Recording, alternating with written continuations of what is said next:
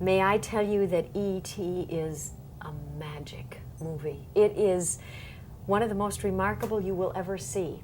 And the lady we have to thank for that is sitting next to me. She wrote it. It all started right here in her head, along, of course, with Steven Spielberg. Yes. Actually, Steven, Melissa, gave you the outline for the idea, rather handed you the ball and said it's now in your court. Right. And in 8 weeks, E.T. and his story had come to the paper and eventually to the screen. You've created such an extraordinary character. You can't even tell an audience what he is, except that they will love him. When you first saw him in the flesh, as it were, after putting him on paper, what did you feel?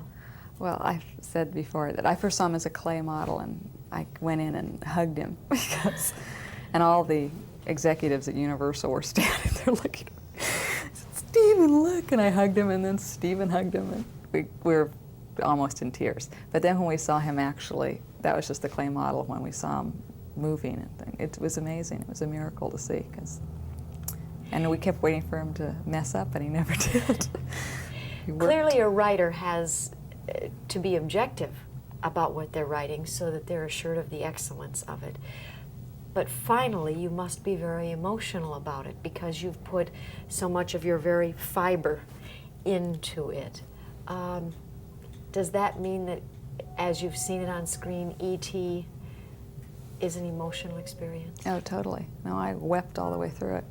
Because the first time I was so nervous watching it that I couldn't remember. I kept asking people if those scenes were still in because I couldn't remember. I was just a wreck. But I saw it again, and I can get totally caught up in it. And I paid more attention to E.T. this time, and he amazes me. And I think he's wonderful. A lot of people describe Steven Spielberg as wonderful. Clearly his work has been wonderful. Since it's just you and me in this room, Melissa, and of course no one will ever know what hears you've everything. said. Steven is wonderful. Steven is a wonderful person to work with, and a wonderful director, a very nice man, a little silly, but we all like him very much. He's good. When I talked to Steven just a while ago, he talked about the necessity to be willing to be childlike. Is that important for a writer who creates extraterrestrial beings? Well, I think so. I think you had to just suspend your logic while at the same time keeping it totally logical. I mean, E.T. is believable at all times, but you simply have to believe that he's there, and then he's believable at all times. But I just wrote the character E.T. and decided he could do anything I wanted him to do and be anything I wanted him to be. And then is it fair for us to assume that when we see a writer's work, that we automatically know a great deal about the writer and what makes him or her tick? E.T. is so beautiful and loving and compassionate. You had a great deal to do with another glorious film, The Black Stallion. Both have a quality of gentleness and beauty about them. Does that mean we can assume that you have all of that? You'll have to ask Henry. No, I like things that are moving. I mean, I don't like, somehow it seems to be that the things that I'm interested in doing are emotional. And E.T. we wanted to be a tender, loving little character rather than a cold, gruesome little killer.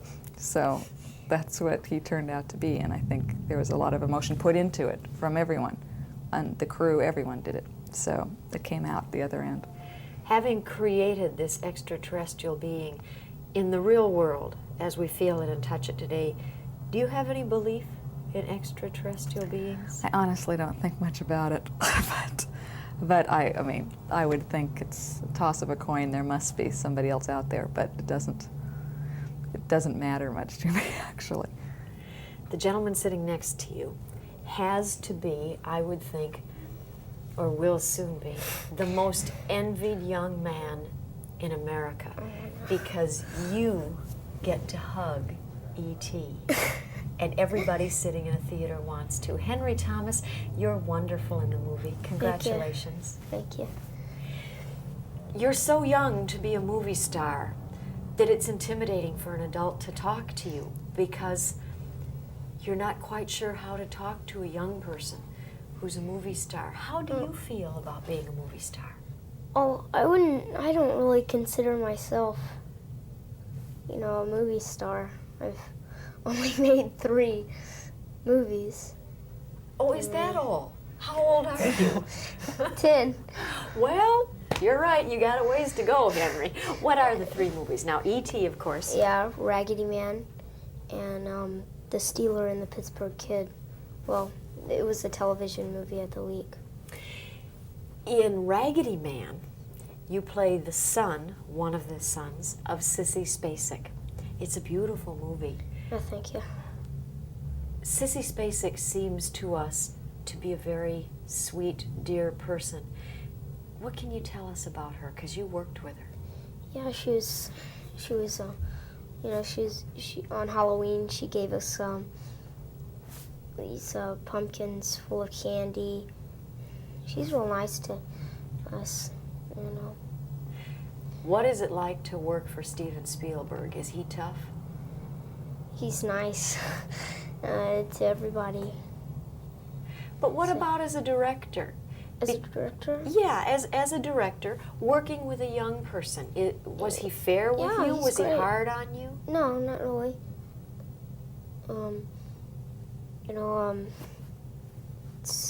He's good with kids. He's not like some directors who just, might get away with little twerps, send them away. But, he talks to you. He takes time to explain the scenes to you. I realize, Henry, that you've only made 3 movies. Yeah.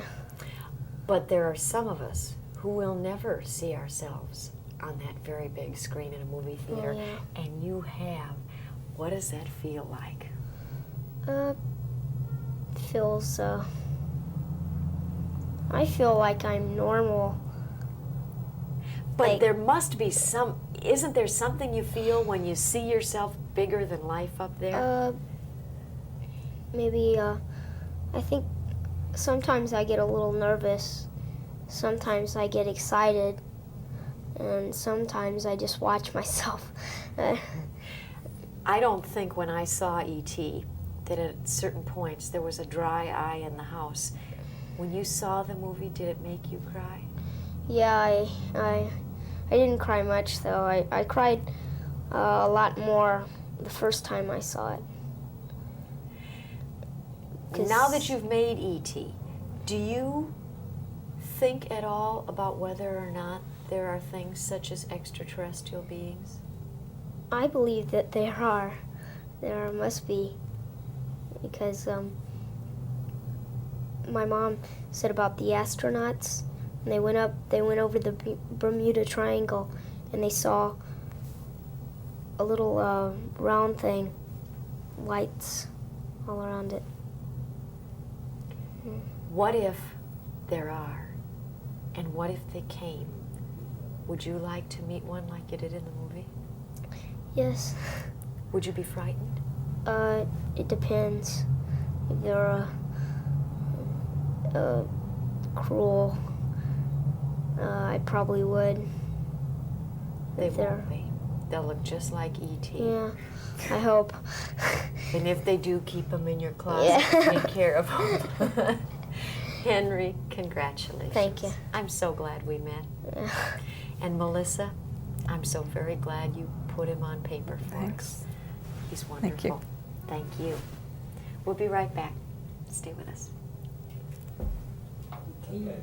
Let Henry tell you. No. Tell him about Are they rolling things? some of the silly things E.T. did. Hold on. Before you roll.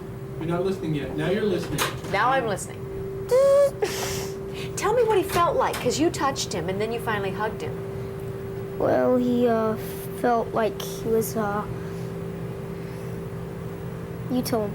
He said, Henry described it as feeling like elephant skin. Yeah. He was nice to touch, actually. Yeah. And he had beautiful eyes, Yeah. real eyes. They were Yeah. designed by the Jules Stein Institute. Yeah. They were the eyes they'd put in you if they had to. Yeah. And he moved all the time. Whenever in between scenes, the Yeah. guys would keep him alive, and He'd they'd never have die. You'd walk by and smack you. Yeah. Where is he now? He went home. That's what we tell everybody. He grabs. He went He home. grabs He's you. at Stephen's house in a chair. Yeah, Stephen wishes too. We're But done.